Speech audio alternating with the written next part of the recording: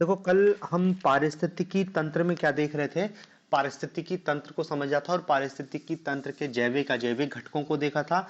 और हम उत्पादकता की बात कर रहे थे। हम सबसे पहले क्या देखे थे कि पारिस्थितिकी उत्पादकता क्या होती है। पारिस्थितिकीय उत्पादकता ये पढ़ा रहे थे अंत में सबसे पहले कि इकोलॉजिकल प्रोडक्टिविटी क्या होती है। इकोलॉजिकल प्रोडक्टिविटी किसी भी पारिस्थितिकी तंत्र की, किसी भी इकोसिस्टम की उत्पादकता मतलब यह होता है कि वहां पर जितने भी प्राथमिक उत्पादक हैं, प्राथमिक उत्पादक मतलब वहां पे हरे पेड़ पौधे जितने हैं वो कितना उत्पादन कर रहे हैं। हरे पेड़ पौधे कितनी ऊर्जा का उत्पादन कर रहे हैं, वही उसकी उत्पादकता कहलाती है। अब उसको यही देखा जाता है कि प्रति इकाई सतह में, प्रति इकाई समय में कितनी ऊर्जा संचित की जा रही है। इसी चीज को हम क्या है, इकोलॉजिकल प्रोडक्टिविटी कहते हैं। कि किसी पारिस्थितिकी तंत्र में हरे पेड़ पौधे किसी प्रति इकाई समय में, अब यूनिट किसी कुछ भी हो सकती है कि प्रति इकाई सतह पर, प्रति इकाई समय में कुल कितनी ऊर्जा का उत्पादन या कितनी ऊर्जा संचित कर रहे हैं, वही कहलाती है पारिस्थितिकी की उत्पादकता। ठीक है ना। और इस पारिस्थितिकी उत्पादकता को ही हम क्या है, आगे चल के एक शब्द यूज किया हमने, फिर एक और शब्द यूज किया जिसको क्या बोला, प्राथमिक उत्पादन। प्राथमिक उत्पादन, प्राथमिक उत्पादन। ठीक है ना। कि ये जो प्राथमिक उत्पादक हैं, कुल कितने पदार्थों जैविक पदार्थ या ऊर्जा का उत्पादन करते हैं, उसी को हम प्राथमिक उत्पादन कहते हैं। प्राथमिक उत्पादकों द्वारा कुल कितनी ऊर्जा का उत्पादन किया जा रहा है, उसी को हम क्या है, प्राथमिक उत्पादकता कहते हैं। फिर क्या देखा था कि ये जो प्राथमिक उत्पादकता है या प्राथमिक उत्पादन है, किसी भी पारिस्थितिकी तंत्र का प्राथमिक उत्पादन नापने के हमने देखा था दो तरीके थे। एक को हमने क्या कहा था, जीपीपी, सकल प्राथमिक उत्पादन। सकल प्राथमिक उत्पादन, सकल प्राथमिक उत्पादन। और दूसरे को क्या कहा था, शुद्ध प्राथमिक उत्पादन।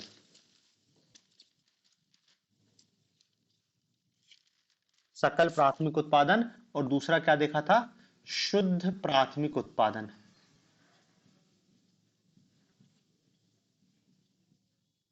शुद्ध प्राथमिक उत्पादन। ठीक है। ग्रॉस, नाम से ही हो रहा है ग्रॉस, कि जो हरे पेड़ पौधे हैं वो कुल कितनी ऊर्जा को संचित किए हुए हैं। हरे पौधे, पेड़ पौधे कुल कितनी ऊर्जा संचित किए हुए हैं, मतलब ले देके कितनी ऊर्जा उन्होंने उत्पादित की है टोटल, वो कह रहे हैं ग्रॉस, जीपीपी।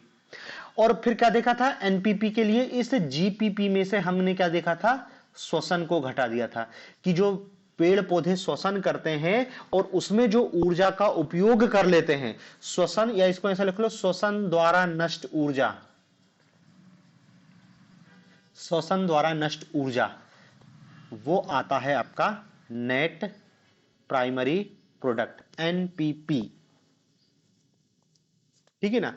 कि भाई ग्रॉस प्राइमरी प्रोडक्शन क्या हो जाएगा, कि हरे पेड़ पौधे कुल कितने ऊर्जा, और ऊर्जा को देखो यहां पहले बताया एक शब्द यूज किया जाता है, बायोमास। ये यूनिट है कि कितनी ऊर्जा, ऊर्जा को किस रूप में संचित करते हैं पौधे, बायोमास के रूप में।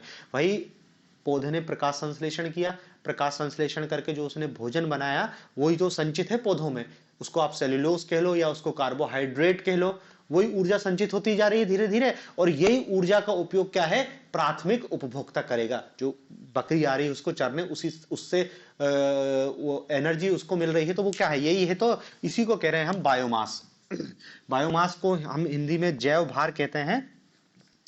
दरअसल ये जैव भार क्या है, इसकी भी आपको परिभाषा पता होनी चाहिए।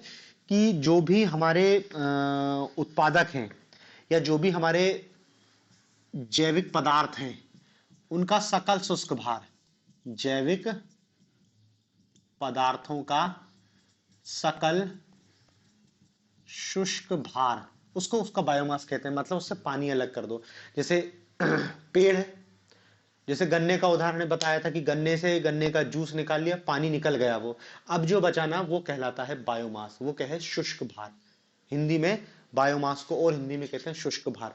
हमारे शरीर का भार अलग है, हमारे शरीर से पूरा पानी निकाल लिया जाए तो जो वो बचेगा वो कहलाएगा बायोमास, शुष्क भार। तो देखो ये जो पौधे में जो संचित है वो टोटल, और उस ऊर्जा में से जितना वो उपयोग कर ले रहा है उसके बाद जो बचता है वो कहलाता है एनपीपी।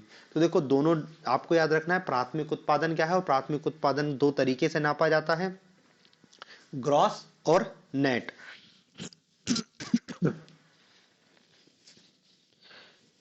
फिर इसमें एक चीज और याद रखना, ये तो अपन इतना कल ही देख लिया था, आपको डाटा पूछा जाएगा कि शुद्ध प्राथमिक उत्पादन, एक तो आपको याद रखना है जो शुद्ध प्राथमिक उत्पादन है, और देखो शुष्क भार की बात कर रहे हैं, शुद्ध प्राथमिक उत्पादन एनएनपी, जीपीपी में से श्वसन में यूज की गई ऊर्जा को घटा दिया तो जो एनपीपी आया है, नेट प्राइमरी प्रोडक्ट, उसकी बात कर रहे हैं। समस्त पृथ्वी का 320 ग्राम प्रति वर्ग मीटर प्रति वर्ष है, 320 ग्राम प्रति वर्ग, 320 ग्राम प्रति वर्ग मीटर प्रति वर्ष। ये टोटल पृथ्वी का, ये क्या है, समस्त पृथ्वी का, ठीक है ना, शुद्ध प्राथमिक उत्पादन। और ये बायोमास की शुष्क भार की ही बात कर रहे हैं, 320 ग्राम प्रति वर्ग मीटर प्रति वर्ष, इतना उत्पादन है पूरी पृथ्वी का। अब देखो इसमें जो कल ही बताया था कि सबसे ज्यादा प्राथमिक उत्पादन वाले क्षेत्र वो होते हैं जहां पर सनलाइट ज्यादा मिलता है और जहां पर पेड़ पौधे ज्यादा होते हैं। तो हमारे क्या है, सदाबहार वन है, डेल्टा है, दलदलीय क्षेत्र है। तो उष्ण कटिबंधीय वर्षावन, उष्ण कटिबंधीय वर्षावन, उष्ण कटिबंधीय वर्षावन, दलदल, ज्वारनदमुख एश्चुरी, इन सबका शुष्क भार 2000 ग्राम प्रति वर्ग मीटर प्रति वर्ष, ठीक है। समस्त पृथ्वी का 320 है और ये जो उच्च उत्पादकता वाले क्षेत्र हैं इनका 2000 है। फिर देखो सबसे लोएस्ट, मतलब रेगिस्तान, मतलब अति रेगिस्तान की बात कर रहे हैं, बिल्कुल डेजर्ट, हिमाच्छादित भाग, रेगिस्तान, हिमाच्छादित भाग, निम्न शैल,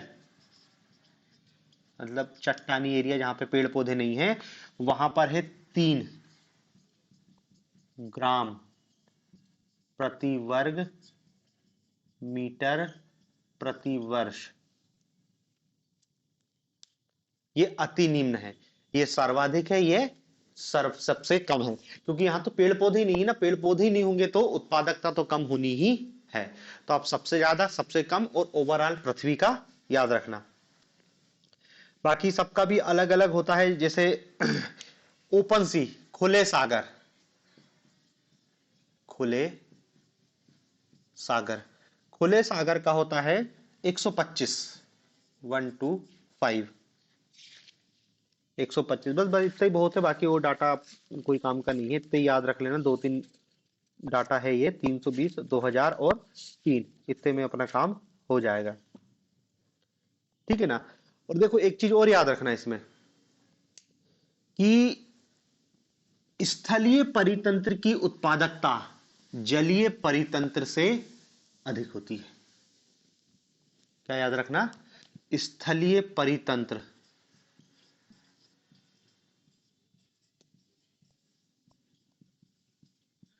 की उत्पादकता, स्थलीय संपूर्ण रूप से स्थलीय परितंत्रों की प्राथमिक उत्पादकता, प्राथमिक उत्पादकता जलीय परितंत्र से अधिक होती है, जलीय परितंत्र से अधिक होती है। मतलब कहना क्या चाह रहे हैं कि देखो भाई, महासागरों की उत्पादकता भले आपको ज्यादा लग रही हो, लेकिन महासागरों में क्या है, प्राथमिक उत्पादकता कम हो जाएगी, क्योंकि महासागरों में उत्पादन के लिए केवल और केवल क्या है, शैवाल है, फाइटोप्लैंक्टन है, यही उत्पादन के लिए जिम्मेदार है। ठीक है ना। जबकि स्थलीय परितंत्र में क्या है, यदि सदाबहार वाला क्षेत्र है, सदाबहार एवरग्रीन रेनी फॉरेस्ट वाला एरिया है, तो वहां की उत्पादकता क्या है, बहुत ज्यादा होगी। ठीक है ना। तो ये एक डाटा याद रखना, बस इतनी लाइन याद रख लेना कि स्थलीय परितंत्र की उत्पादकता जलीय परितंत्र से अधिक होती है।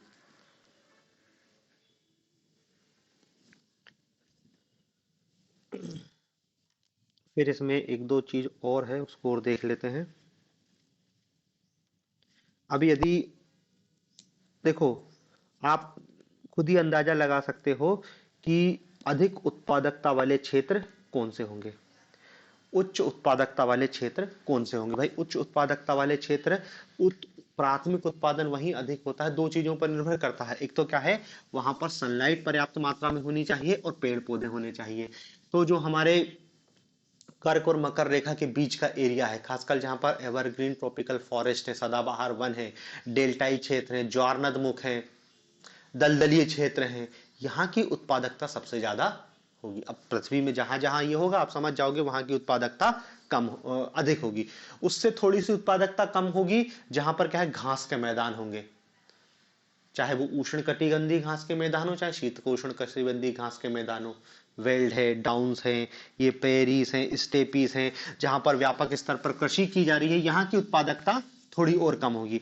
और सबसे कम निम्न उत्पादकता तो मरुस्थलीय और हिमाच्छादित क्षेत्रों की होगी, क्योंकि वहां पर सनलाइट हो या ना हो, लेकिन पेड़ पौधे तो बिल्कुल है ही नहीं। तो जब पेड़ पौधे ही नहीं होंगे तो वहां की उत्पादकता तो अपने आप कम हो जाएगी। ठीक है ना।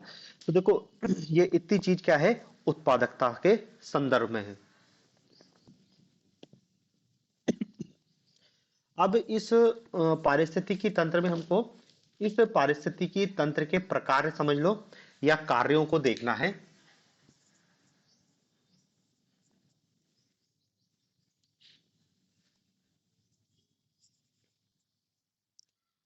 पारिस्थितिक तंत्र के प्रकार, function of ecosystem, function of ecosystem, या आप इसी को इस रूप में समझ सकते हो कि पारिस्थितिकी तंत्र में जो कुछ चीजें हैं वो कैसे काम करती हैं। देखो, इसमें आपको कुछ शब्दों को जानना जरूरी है, तब पारिस्थितिकी तंत्र के प्रकारों को हम आसानी से समझ सकते हैं। कि जो पारिस्थितिकी तंत्र है, पारिस्थितिकी तंत्र के प्रकारों में देखो तीन चार पॉइंट हैं।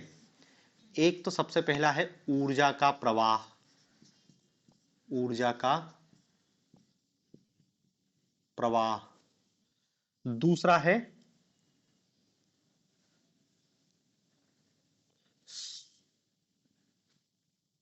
पुनर्चक्रण,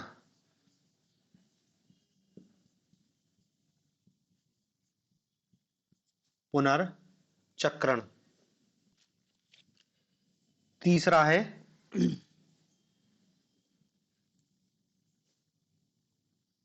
अनुक्रमण,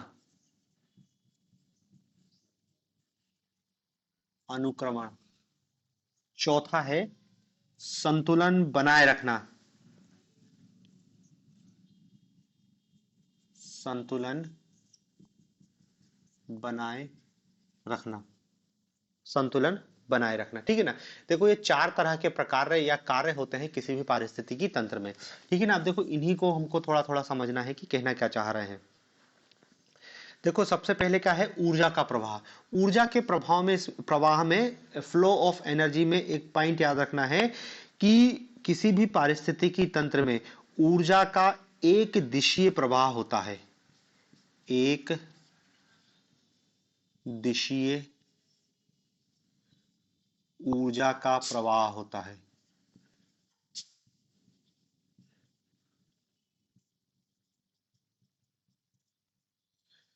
ये पारिस्थितिकी तंत्र से संबंधित, आप इसको नियम के रूप में भी याद रख सकते हो कि पारिस्थितिकी तंत्र में ऊर्जा का प्रवाह एक दिशीय होता है, वन यूनिलाइनर डायरेक्शन। ऊर्जा का पुनर्चक्रण नहीं होता है, ऊर्जा का पुनर्चक्रण नहीं होता है, पुनर्चक्रण नहीं होता। मतलब देखो, हरे पेड़ पौधों ने सूर्य प्रकाश से ऊर्जा ली, उस प्रकाशित ऊर्जा को रासायनिक ऊर्जा में बदल दिया, उस रासायनिक ऊर्जा को फिर क्या है, खरगोश और बकरी ने खा लिया, उसको एक अलग रूप में बदल दिया, फिर उसको कोई और व्यक्ति खाएगा, वो अलग रूप बदल जाएगा। तो ये रूप बदलते रहेगा, वापस नहीं होगा। कभी कभी ऐसा नहीं होगा कि रासायनिक ऊर्जा से प्रकाशिक ऊर्जा में बदल दिया जाएगा, ये नहीं है। एक दिशीय ये ऐसा प्रवाह होता है बस। और ये एनर्जी फिर जो है ना, ऊष्मा अंत में अंतरिक्ष में जाके विलय हो जाती है। पुनर्चक्रण नहीं होगा, ऐसा नहीं होगा कि वो रासायनिक ऊर्जा फिर से प्रकाशिक ऊर्जा में बदल जाएगी।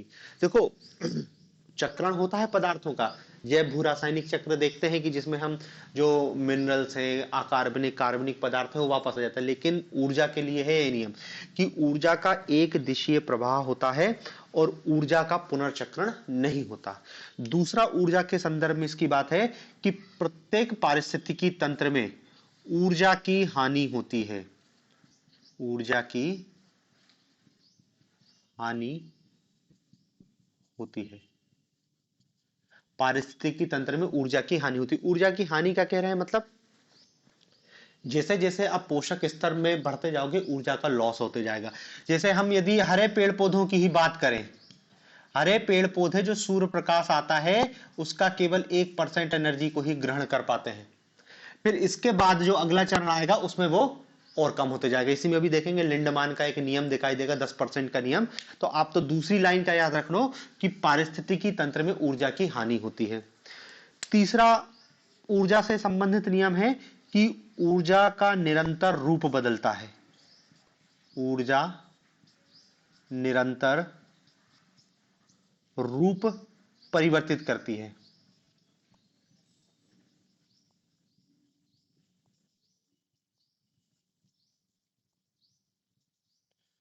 ऊर्जा निरंतर रूप परिवर्तित करती है। ये तीन नियम हैं जो ऊर्जा से संबंधित हैं। एक दिशा ऊर्जा हमेशा एक दिशीय प्रवाह होता है, ऊर्जा का पुनर्चक्रण नहीं होता, ऊर्जा की पारिस्थितिकी तंत्र में हानि होती है, ऊर्जा लगातार रूप बदलती है। दिखाया अब भी कि रासायनिक ऊर्जा, प्रकाश ऊर्जा से रासायनिक ऊर्जा फिर और लगातार चेंज होती रहती है।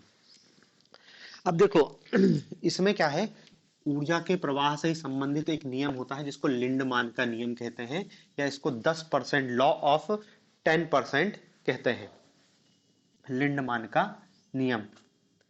लेकिन उसको, लिंडमान के नियम को जानने से पहले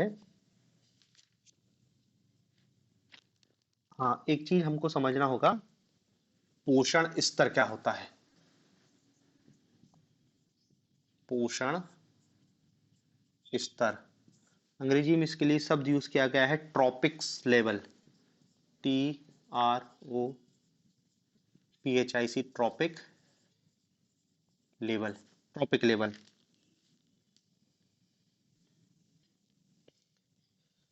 ट्रॉपिक लेवल, देखो, ट्रॉपिक लेवल की परिभाषा है कि आहार श्रृंखला में, आहार श्रृंखला में, आहार श्रृंखला में वह बिंदु, वह बिंदु जहां पर आहार ऊर्जा का एक वर्ग के जीवों से दूसरे वर्ग के जीवों में स्थानांतरण होता है, जहां पर, वह बिंदु जहां पर आहार ऊर्जा का, आहार ऊर्जा का, जहां पर आहार ऊर्जा का एक वर्ग के जीवों से, एक वर्ग के जीवों से दूसरे वर्ग के जीवों में, दूसरे वर्ग के जीवों में स्थानांतरण होता है।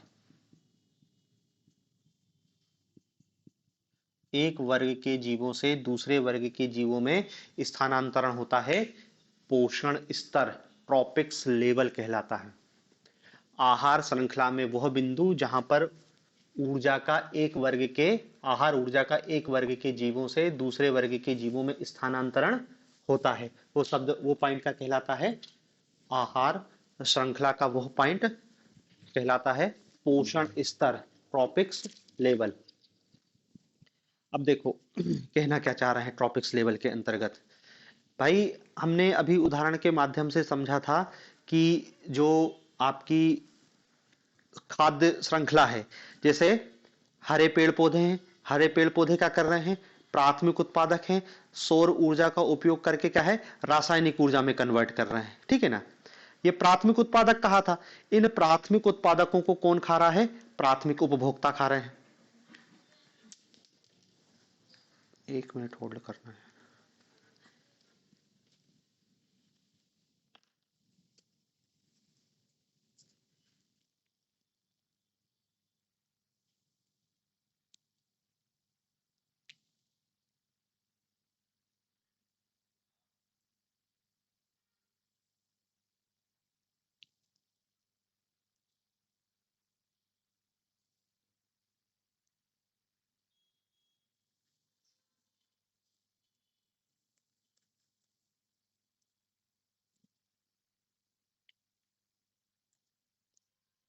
हाँ, तो क्या कह रहे हैं कि जैसे देखो हमने क्या देखा, घास,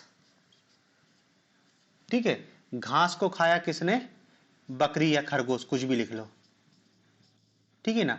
बकरी को खा गया शेर। तो देखो क्या कह रहे हैं कि आहार श्रृंखला में ये जो पूरी चेन है ना, ये कहला रही है आहार श्रृंखला। इसके लिए शब्द यूज करते हैं फूड चेन। ये लंबी होते जा रही, और लंबी हो सकती है फूड चेन। इस फूड चेन का वह बिंदु जहां पर आहार ऊर्जा एक वर्ग के जीव से दूसरे वर्ग के जीवों में स्थानांतरण होती है, ये एक वर्ग का जीव है घास, यहां से एनर्जी इस दूसरे वर्ग के जीव में ट्रांसफर हो रही है। तो ये जो बिंदु है ना, ये कहला रहा है पोषण स्तर, ट्रॉपिक्स लेवल। एक पोषण स्तर, दो पोषण स्तर, ये 3 पोषण स्तर वाली आहार श्रृंखला है। हो सकता है इस आहार श्रृंखला में 4 पोषण स्तर हो जाए, कि बकरी बकरी को भेड़िया खा जाए और भेड़िया को शेर खा जाए, तो 4 ट्रॉपिक्स लेवल हो सकते हैं। तो ट्रॉपिक्स लेवल क्या होते हैं कि जहां पर ऊर्जा का स्थानांतरण होता है। तो जैसे वेजिटेशन, वेजिटेशन के बाद क्या है, शाकाहारी जीव, शाकाहारी के बाद मांसाहारी, और मांसाहारी के बाद सर्वाहारी जीव आते हैं। तो ये शब्द यूज किया जाता है ट्रॉपिक्स लेवल के लिए। ये ट्रॉपिक्स लेवल भी क्या है, चार स्तर होते हैं। पोषण स्तर 1, ट्रॉपिक्स लेवल 1, और इसके अंतर्गत क्या आते हैं, प्राथमिक उत्पादक हरे पौधे। फिर पोषण level 2, tropics level 2, tropics level में वो आते हैं जो अपने भोजन के लिए प्राथमिक उत्पादकों पर निर्भर हैं। इसके इनको हम कह सकते हैं कि प्राथमिक उपभोक्ता, प्राथमिक उपभोक्ता, या इनको शाकाहारी भी कह सकते हैं, शाकाहारी, ट्रॉपिक्स लेवल 2। फिर आता है ट्रॉपिक्स लेवल 3, पोषण स्तर 3। इस पोषण स्तर 3 में सामान्यता क्या है, मांसाहारी जंतु आते हैं, जो अपने भोजन के लिए प्राथमिक उपभोक्ताओं पर निर्भर होते हैं। और पोषण लेवल 4, पोषण लेवल 4 में क्या आते हैं, जो तीनों पोषण, सर्वाहारी कह सकते हैं, जो अपने भोजन के लिए तीनों पोषण स्तरों पर निर्भर होते हैं। ठीक है, तो देखो ये पोषण स्तर बता दिया मैंने कि पोषण स्तर होता क्या है।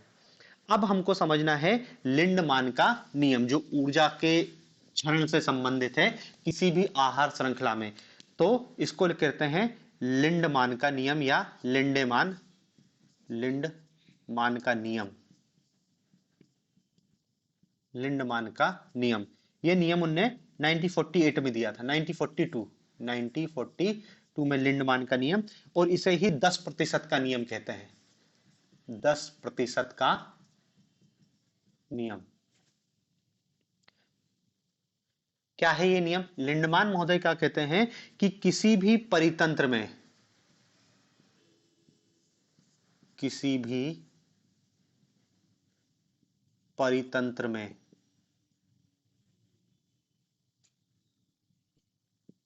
किसी भी परितंत्र में केवल 10% ऊर्जा ही एक पोषक स्तर से दूसरे पोषक स्तर में प्रवेश करती है। केवल 10% ऊर्जा एक पोषक स्तर से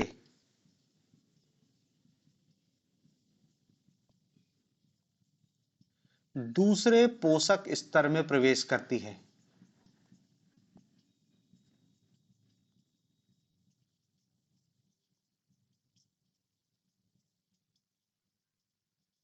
एक पोषक स्तर से दूसरे पोषक स्तर में प्रवेश करती है।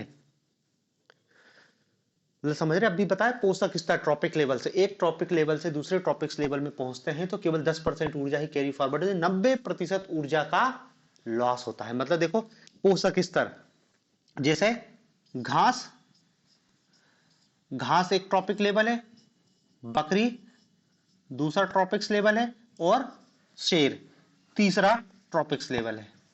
ठीक है ना? तो लिंडमान क्या कह रहे हैं कि घास में जो ऊर्जा है या घास की जो एनर्जी है, जैसे घास में यदि मान ले 1000 किलो कैलोरी ऊर्जा है, तो बकरी में जब वो पहुंचेगी वो कितनी बचेगी? केवल 100 किलो कैलोरी। और ये ऊर्जा जब शेर में पहुंचेगी तो वो केवल बचेगी 10 किलो कैलोरी। ये लिंडमान कह रहा है कि प्रत्येक पोषण स्तर में जैसे जैसे आप बढ़ते जाओगे 10% ऊर्जा का ह्रास होते जाएगा, और जो इस पोषण श्रृंखला या इसको हम जो फूड चेन कह रहे हैं, फूड चेन में जो जितने ऊपर रहेगा उसको ऊर्जा की उतनी कम प्राप्ति होगी, और जो इस पोषण श्रृंखला में या इस फूड चेन में जो जितने प्राथमिक उत्पादकों के नजदीक होगा उसको उतनी अधिक ऊर्जा की प्राप्ति होगी। घास का भी यही है कि घास जब क्या है प्रकाश ऊर्जा को रासायनिक ऊर्जा में परिवर्तित करता है तो केवल 1% ही ऊर्जा को ले पाता है, बाकी सारी ऊर्जा बर्बाद हो जाती है, मतलब चली जाती है, केवल 1%। तो वो फिर आगे चल के इन्होंने बताया है कि प्रत्येक पोषक स्तर में 10% ऊर्जा का ही क्षय होता है। और देखो 10% नहीं, ये तो और ज्यादा है। तो लिंडमान ने एक आदर्श नियम बता दिया है कि 10% का क्षय होता है, क्षय और ज्यादा होता है। कैसे और ज्यादा होता है? देखो इसको इस रूप में समझो, ऐसा नहीं है कि घास खाने वाले को ज्यादा एनर्जी मिल रही है और जो मांस खा रहा है उसको एनर्जी कम मिल रही है, ऐसा नहीं है। ये नियम दरअसल क्या कहना चाह रहा है कि देखो आप इसको मानव के उदाहरण से समझ सकते हो। जैसे कोई मनुष्य है, इस मनुष्य की उम्र 50 वर्ष है, उसका वजन 80 किलो है, 80 किलो है, ठीक है ना? इस मनुष्य को कोई शेर खा जाता है,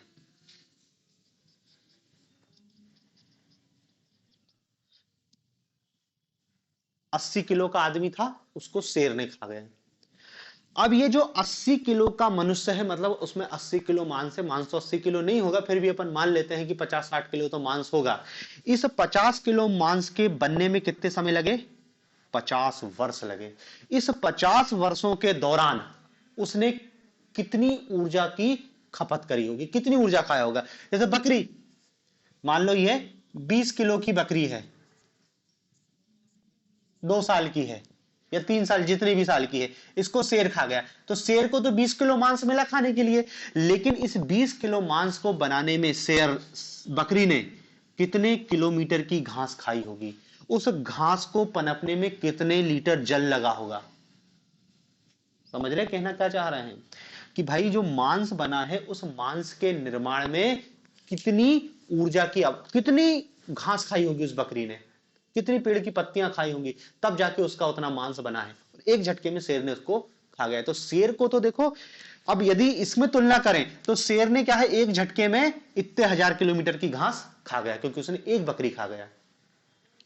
अब देखो ये लिंडमान के नियम से ही ये बताना चाह रहे हैं कि जो शाकाहार है वो मांसाहार की तुलना में ज्यादा फायदेमंद है।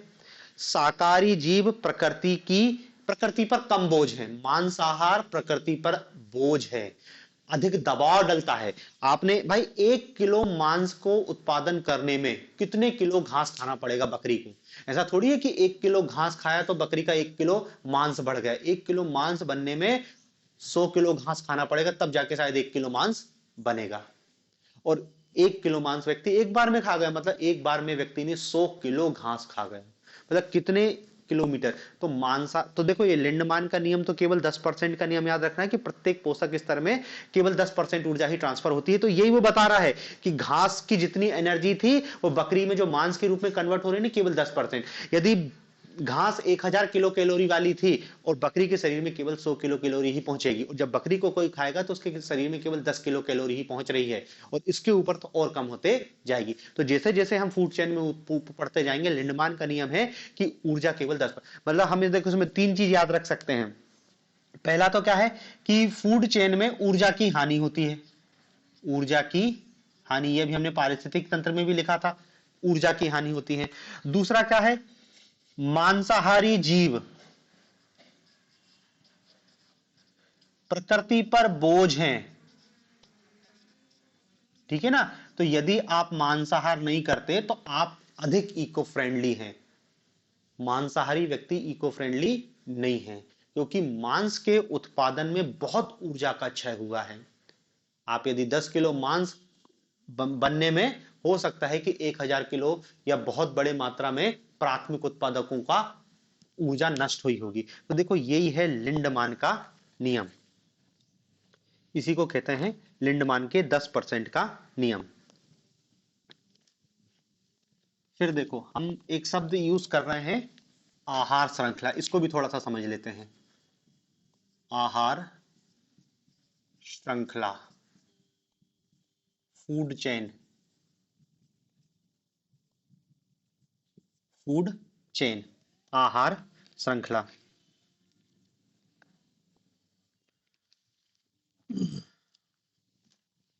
आहार श्रृंखला, आहार श्रृंखला क्या होता है? आहार श्रृंखला कुछ नहीं है कि निम्न पोषण स्तर से, निम्न पोषण स्तर से उच्च पोषण स्तर, निम्न पोषण स्तर से उच्च पोषण स्तर में जो ऊर्जा का गमन एक श्रृंखला के रूप में होता है, उसे ही हम आहार श्रृंखला या फूड चेन कहते हैं। कि किसी भी पारिस्थितिकी तंत्र में जो ऊर्जा का प्रवाह है या ऊर्जा जो है एक चरण से दूसरे चरण में जो जाती है, उसे ही हम क्या है, आहार श्रृंखला कहते हैं। आहार श्रृंखला में क्या होता है कि एक जीव दूसरे जीव का भोजन है। आहार श्रृंखला में एक जीव दूसरे बीज का, फूड चेन, घास, घास को खाई बकरी, बकरी को खाया शेर, ये हमारी ये इसको क्या बोलेंगे, चेन बन रही है। और कैसी चेन है? आहार की चेन है, इसलिए इसको क्या बोल दे रहे हैं, फूड चेन, आहार श्रृंखला, ठीक है ना। ये बनती है एक आहार श्रृंखला। आहार श्रृंखला दो प्रकार की होती है, आहार श्रृंखला दो प्रकार की होती है। एक को कहते हैं चारण खाद्य श्रृंखला, चारण खाद्य श्रृंखला, grazing food chain, grazing food chain, चारण खाद्य श्रृंखला, ग्रेजिंग, ऐसी खाद्य श्रृंखला जिसका प्रारंभ उत्पादक से होता है, ऐसी खाद्य श्रृंखला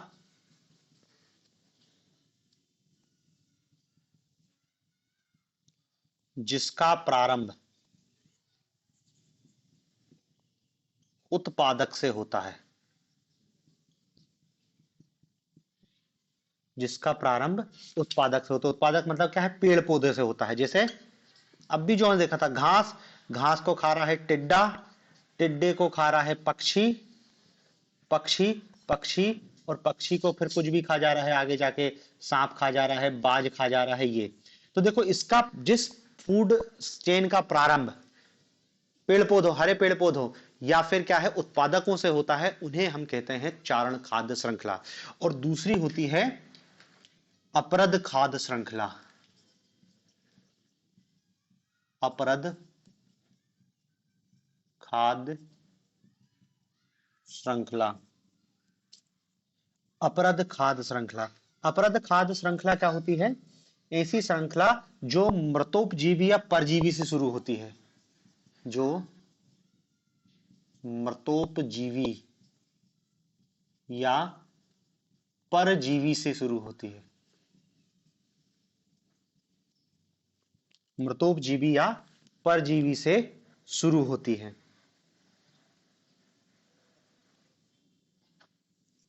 मृतोपजीवी परजीवी से मतलब उल्टी उल्टी चालू हो रही है। जैसे कीट, कीट को खा गई छिपकली या मकड़ी, ठीक है ना। और कीट भी हो सकता है केंचुओं को खाया हो, केंचुआ। और केंचुआ किसको खाता है? केंचुआ किसी को नहीं खाता, केंचुआ तो मिट्टी खाता है, मतलब कार्बनिक अकार्बनिक पदार्थ खा रहा है। और देखो केंचुए को कौन खा रहा है? कीट। और कीट को फिर क्या है? मकड़ी, छिपकली, और फिर ये आगे जाके बनती है। तो शुरुआत कहां से हो रही है? शुरुआत हो रही है ऐसी चीजों से जो परजीवी है या मृतोपजीवी है। तो केंचुआ किस पर निर्भर है? केंचुआ किसी पर निर्भर है? केंचुआ तो मिट्टी खाता है, उसी से अपना वो पोषण प्राप्त करता है। और फिर केंचुओं की ओर, तो ये कहलाती है अपरद खाद्य श्रृंखला, ठीक है ना। तो देखो ये दो प्रकार की खाद्य श्रृंखला होती है, अपरद खाद्य श्रृंखला और चारण खाद्य श्रृंखला। अब देखो इसी खाद्य श्रृंखला से एक और शब्द संबंधित है जिसको हम कहते हैं फूड वेब, आहार जाल। आहार जाल, फूड वेब, आहार जाल। ये आहार जाल क्या होता है इसको समझ लो। देखो जो अभी हमने आहार श्रृंखला देखी, क्या देखी? कि जैसे घास, घास को खा रहा है टिड्डा, टिड्डे को खा रहा है खरगोश, या नहीं, टिड्डे को खा रहा है पक्षी,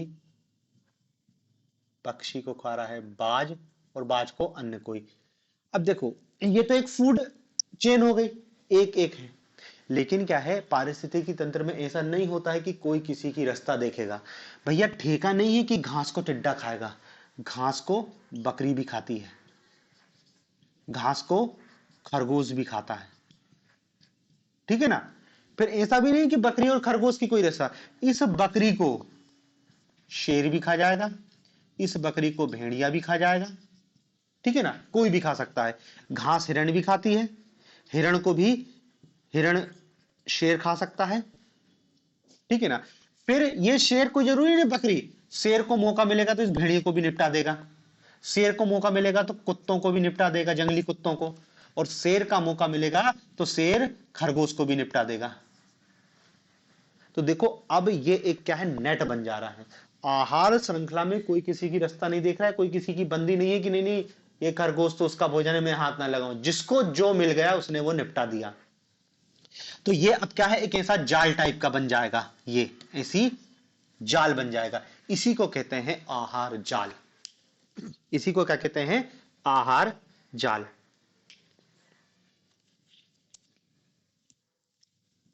आहार जाल या खाद्य जाल। मतलब खाद्य फूड वेब की परिभाषा दे सकते हैं कि किसी भी पारिस्थितिकी तंत्र में जो खाद्य श्रृंखलाएं होती हैं वो अनेक प्रकार से आपस में जुड़ी होती हैं। खाद्य श्रृंखलाएं आपस में संबंधित होती हैं, और खाद्य श्रृंखलाएं आपस में जुड़कर क्या बनाती हैं? फूड वेब बनाती है। खाद्य श्रृंखला है ना कि भाई ये तो सीधी अपन ने समझने के लिए अभी तक पढ़ रहे थे कि घास, घास से टिड्डा, पक्षी, और ये है नहीं, घास को खरगोश भी खा रहा है, घास को बकरी भी खा रही है, फिर इस खरगोश को कोई भी खा रहा है, कोई भी। तो ये क्या है, अब ऐसा एक जाल बन जा रहा है। तो ये जाल ही बन जाएगा जिसको हम क्या कहते हैं? आहार जाल, ठीक है ना। अब देखो आहार जाल किसी पारिस्थितिकी तंत्र में, ये आहार जाल जितना घना होगा पारिस्थितिकी तंत्र उतना ही मजबूत होगा।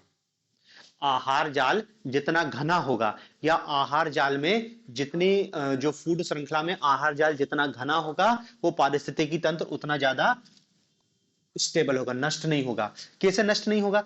जैसे मान लो कोई पारिस्थितिकी तंत्र में है आहार श्रृंखला, और आहार जाल बिल्कुल सिंपल है, मतलब केवल यही एक लाइन है कि घास है, घास को केवल टिड्डा खा रहा है, टिड्डे को पक्षी खा रहा है, पक्षी को फिर। यदि सिंगल चेन वाली है तो होता क्या है कि मान लो उसमें से कोई एक, जैसे यहां से टिड्डा हट गया, एक तो घास बहुत बढ़ जाएगी, दूसरा पक्षी भूखा मरेगा, पक्षी भूख से मर जाएगा तो उसको खाने वाला, पूरा पारिस्थितिकी तंत्र कोलैप्स कर जाएगा। केवल एक जीव के हटने से पूरा पारिस्थितिकी तंत्र कोलैप्स कर जाएगा। क्यों? क्योंकि क्या है, इनका आहार जाल घना नहीं है, एक जीव दूसरे जीव पर निर्भर है। लेकिन यदि आहार जाल घना होता तो फर्क नहीं पड़ता, टिड्डे पे ही निर्भर नहीं है पक्षी, पक्षी क्या है, चींटी, कीड़े मकोड़े कुछ भी खा जा रहा है, तो इसके नष्ट होने से भी कोई फर्क नहीं पड़ता है। शेर केवल बकरी पर निर्भर नहीं है, बकरी नहीं मिलेगी तो वो हिरण को खा जाएगा, हिरण नहीं मिलेगा तो मैंने कुछ ना कुछ तो मिलेगा। तो फूड वेब जितना घना होगा, पारिस्थितिकी तंत्र आपका उतना ज्यादा मजबूत होगा। ठीक है ना? तो देखो ये आहार श्रृंखला, आहार जाल। अब इसी से संबंधित एक और शब्द है कि यही आहार श्रृंखला, आहार जाल के लिए पिरामिड बनाए जाते हैं, इनका चित्रात्मक प्रतिरूपण किया जाता है, जिसको हम कहते हैं पारिस्थितिकी पिरामिड। इनको क्या कहते हैं? पारिस्थितिक पिरामिड।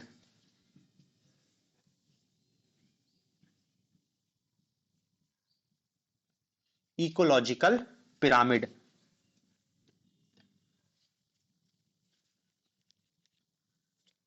पारिस्थितिकी पिरामिड क्या होता है कि किसी भी पारिस्थितिकी तंत्र में जो पोषण स्तर में, ऐसा लिख लेना इसकी परिभाषा, कि किसी भी पारिस्थितिकी तंत्र में पोषण स्तरों में प्रजातियों, पोषण स्तर में प्रजातियों की संख्या, बायोमास,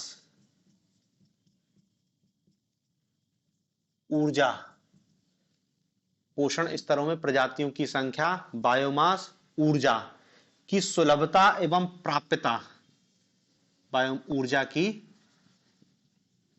सुलभता एवं प्राप्यता में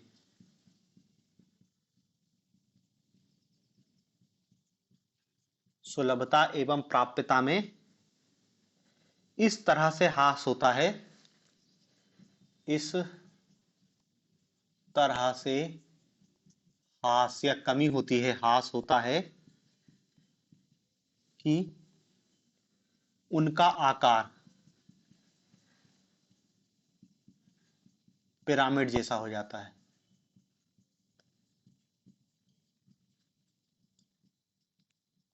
उनका आकार पिरामिड जैसा हो जाता है और इसे ही इकोलॉजिकल पिरामिड कहते हैं। पिरामिड समझ रहे हैं ना, ऐसा ये त्रिभुजाकार।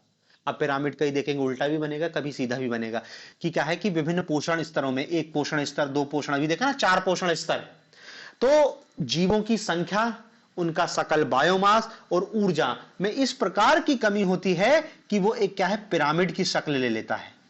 इसी को कहते हैं पारिस्थितिकी पिरामिड। और पारिस्थितिकी पिरामिड 3 प्रकार का होता है, संख्या पिरामिड, बायोमास पिरामिड और ऊर्जा पिरामिड। 3 प्रकार का होता है पिरामिड। कौन कौन सा? संख्या पिरामिड, दूसरा बायोमास पिरामिड, और तीसरा है ऊर्जा पिरामिड। बस हमको यही समझना है कि कौन सा पिरामिड उल्टा है, कौन सा सीधा है, यही आएगा हमारे पेपर में। पिरामिड की बात कर रहे हैं। पहला है, सबसे पहले क्या है हमारा, संख्या पिरामिड। संख्या पिरामिड। संख्या पिरामिड क्या है कि किसी भी पारिस्थितिकी तंत्र में प्राथमिक उत्पादकों क्या है, किसी भी पारिस्थितिकी तंत्र में प्राथमिक उत्पादकों,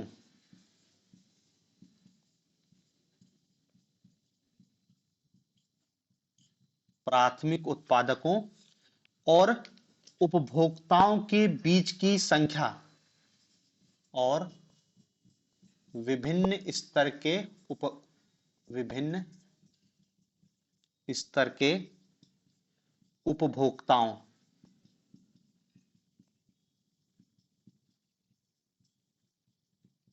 संख्या के बीच संबंध को दर्शाया जाता है, संबंध को दर्शाया जाता है, इसको कहते हैं संख्या पिरामिड। क्या कह रहे हैं संख्या पिरामिड?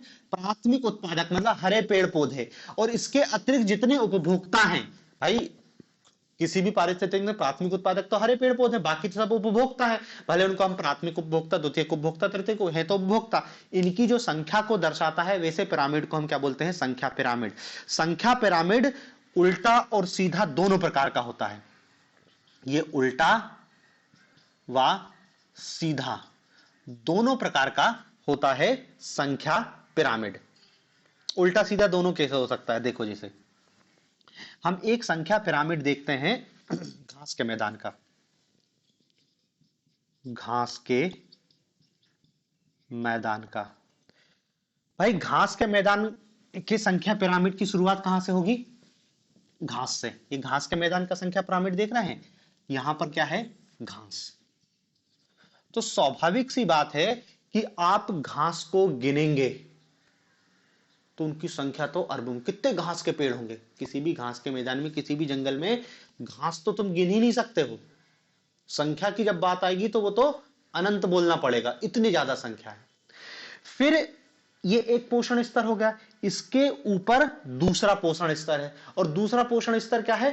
टिड्डों, कीट पतंगों का, जो इस घास पर निर्भर हैं। टिड्डे, कीट पतंग, बकरी, हिरण, जो घास को चरने का काम कर रहे हैं, उनकी संख्या निश्चित रूप से घास की संख्या से तो कम होगी ना। भाई घास के बराबर तो नहीं हो सकती ना, घास तो अरबों की संख्या में है। घास के एक एक पेड़ गिनेंगे तो गिन ही नहीं सकते हम। लेकिन उस घास पर निर्भर रहने वाले जो शाकाहारी जंतु हैं, उनकी संख्या क्या है? थोड़ी सी कम होगी।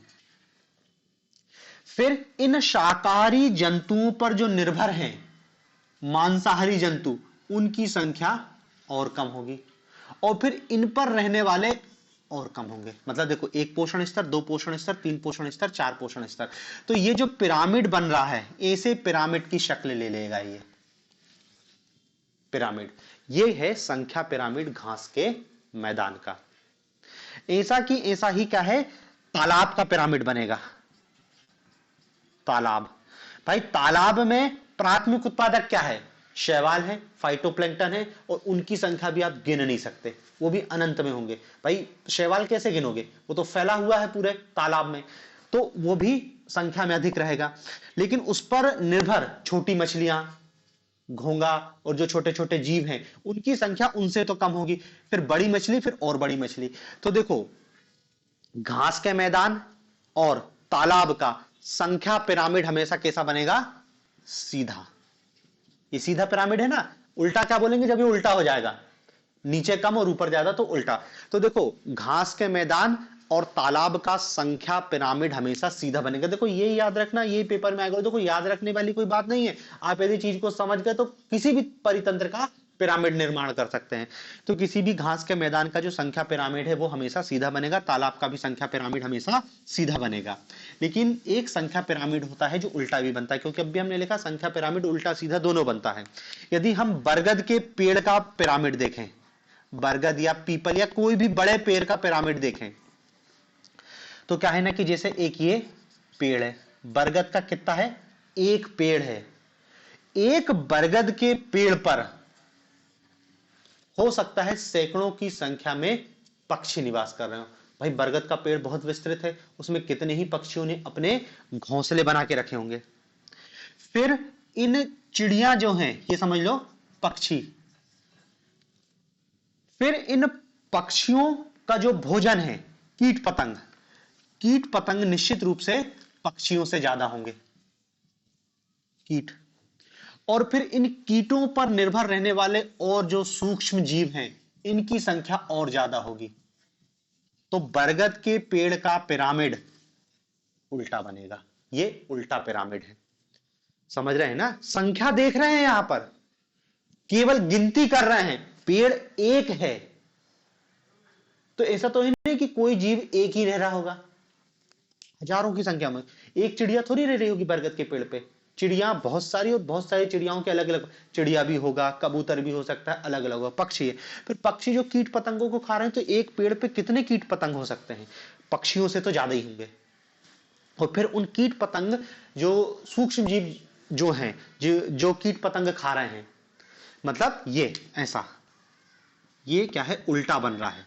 मतलब पिरामिड होता क्या है, आधार पिरामिड का चौड़ा होता है और शीर्ष नुकीला होता है, लेकिन यहां पर देख रहे हैं क्या, आधार नुकीला है और शीर्ष चौड़ा है, इसलिए हम इसको उल्टा पिरामिड कह रहे हैं। तो देखो दो ही चीज याद रखना है, संख्या पिरामिड उल्टा सीधा दोनों बन सकता है। घास के मैदान और तालाब का संख्या पिरामिड हमेशा सीधा बनेगा, पेड़ का संख्या पिरामिड हमेशा उल्टा बनेगा। तो ये हो गया आपका संख्या पिरामिड। अब फिर दूसरा पिरामिड आता है बायोमास पिरामिड। बायोमास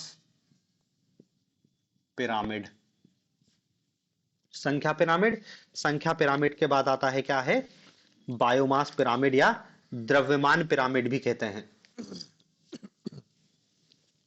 अब देखो, हम पारिस्थितिकी तंत्र में जीवों की गिनती नहीं करेंगे, उनका बायोमास निकालेंगे। और बायोमास पहले ही बता दिया कि जीवों का शुष्क भार, उनसे पानी अलग कर दिया। पेड़ है तो पेड़ में जो पानी है उसको पूरा अलग कर दो, जो उसका ड्राई वेट आएगा उसको कहेंगे बायोमास। तो अब ये देखेंगे कि किसका बायोमास है अधिक होगा, उसके हिसाब से पिरामिड का निर्माण होगा। तो देखो ये भी क्या है, उल्टा सीधा दोनों बनता है। तो पहले हम क्या देखते हैं, बायोमास का सीधा पिरामिड। बायोमास का सीधा पिरामिड, जैसे कोई जंगल है, जंगल में क्या है, पेड़ है, उन जितने जंगल के पेड़ होंगे उन समस्त पेड़ों का बायोमास निकाल लो, निश्चित रूप से बहुत ज्यादा होगा। भाई अब बरगद का पेड़ है या फिर सागौन का पेड़ में से जल निकाल भी लोगे तो भी उसमें जो बायोमास है वो बहुत ज्यादा होगा। फिर इस जंगल पर जो निर्भर क्या है, शाकाहारी जीव हैं, जितने शाकाहारी जीव हैं, टिड्डे, खरगोश, बकरी, हिरण, इनका बायोमास निकाल लो। पेड़ से तो कम ही होगा, समझ रहे हैं ना, द्रव्यमान बायोमास कम ही होगा। फिर इन पर निर्भर जो क्या है, प्राथमिक मांसाहारी हैं, जैसे हिरण को भेड़िया खा रहा है, प्राथमिक मांसाहारी हैं, इनका ड्राई वेट कम होगा। और फिर जो सर्वाहारी है, शेर, जितने शेर होंगे समस्त शेरों का बायोमास है, समस्त शेरों को मार के उनका पानी अलग कर दो और उनका जो ड्राई वेट होगा, तो ये हो जाएगा आपका सीधा पिरामिड। तो किसी बायोमास पिरामिड, जंगल या घास के मैदान का बायोमास पिरामिड हमेशा क्या है, सीधा बनेगा। लेकिन इस बायोमास पिरामिड में उल्टा भी बनता है, तालाब के परितंत्र का या जलीय परितंत्र का बायोमास पिरामिड उल्टा बनेगा। काय का, जलीय पारिस्थितिकी तंत्र का, जलीय पारिस्थितिकी तंत्र का बायोमास पिरामिड उल्टा बनेगा। कैसे? देखो, किसी भी पारिस्थितिक तंत्र में क्या है, उत्पादक, जो उत्पादक है उसी से फूड चेन शुरू होगी, उसी से पिरामिड बनेगा। अब जलीय तंत्र में जो उत्पादक कौन है, शैवाल है, फाइटोप्लैंक्टन है, जूप्लैंक्टन है। इन सबको इकट्ठा करो, इन सबसे इनका पानी अलग कर लो, क्या बचेगा, कुछ नहीं। मतलब इनका बायोमास बहुत कम है। जो जलीय पारिस्थितिकी तंत्र में उत्पादक हैं उनका बहुत कम है बायोमास। देखो संख्या तो बहुत ज्यादा है, गिनेंगे तो है, लेकिन उनका जब बायोमास, उनका द्रव्यमान निकालेंगे तो बहुत कम हो जाएगा। तो उत्पादक की संख्या क्या है, कम। उत्पादक का संख्या नहीं, उत्पादक का बायोमास कम है। तो ये जो पिरामिड क्या है ना, कुछ इस टाइप का बनेगा, उल्टा। ठीक है ना, उत्पादक का बायोमास कम, फिर उत्पादक पर निर्भर रहने वाली छोटी छोटी मछलियां, भाई छोटी मछली को बड़ी मछली खाएंगी, छोटी मछली और अन्य जीव हैं, उन समस्त छोटी मछलियों का बायोमास निकालेंगे तो वो भी बहुत ज्यादा नहीं होगा। फिर छोटी मछली से और बड़ी मछली, बड़ी मछली संख्या में कम है लेकिन उनका बायोमास बहुत ज्यादा है। और फिर जो सबसे बड़ी मछली, शार्क जैसी मछली आएंगी, वेल जैसी मछली आएंगी, जिनका बायोमास बहुत अधिक होगा। तो याद रखना कि जलीय पारिस्थितिकी तंत्र में बायोमास पिरामिड या द्रव्यमान पिरामिड उल्टा बनता है, ठीक है ना।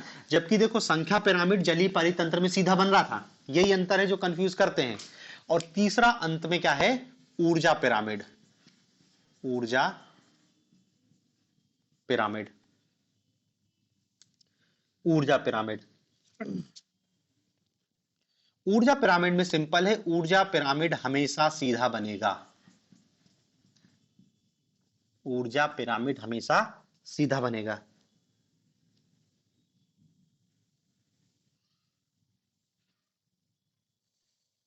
ऊर्जा पिरामिड सदैव सीधा बनेगा। सदैव सीधा क्यों बनेगा? 10% का नियम कि किसी भी पारिस्थितिक तंत्र में जो उत्पादक हैं, अगले पोषक स्तर में जैसे ही पहुंचेगा ऊर्जा की हानि होगी, और जो सबसे ऊपर रहेगा उसको ऊर्जा की सबसे कम ऊर्जा मिलेगी। तो ऊर्जा पिरामिड हमेशा सीधा बनेगा। क्यों? क्योंकि किसी भी पारिस्थितिकी तंत्र में पोषण स्तर में हम जैसे ऊपर जाते जाते हैं ऊर्जा का क्षय होता है। लिंडमान का 10% का नियम है कि इस लेवल से जब इस लेवल पर जाएंगे तो ऊर्जा केवल 10% ही ट्रांसफर होगी, फिर इसका 10% इधर, फिर इसका 10% इधर। तो धीरे धीरे क्या है कि यहां पर यदि 1000 किलो कैलोरी है तो इधर 0.1 किलो कैलोरी ही ऊर्जा पहुंचेगी। तो ऊर्जा पिरामिड हमेशा सीधा ही बनेगा। तो देखो ये आहार श्रृंखला, आहार जाल और ऊर्जा पिरामिड की जानकारी है कि पारिस्थितिक तंत्र में पिरामिड कितने प्रकार का बनता है। आप चीज को समझ जाओगे तो याद रखने की जरूरत नहीं है, बेसिक अब बता दोगे कि उल्टा बनेगा कि सीधा बनेगा, कैसा बनेगा। ठीक है ना? आगे इसमें अब अपन कल देखेंगे।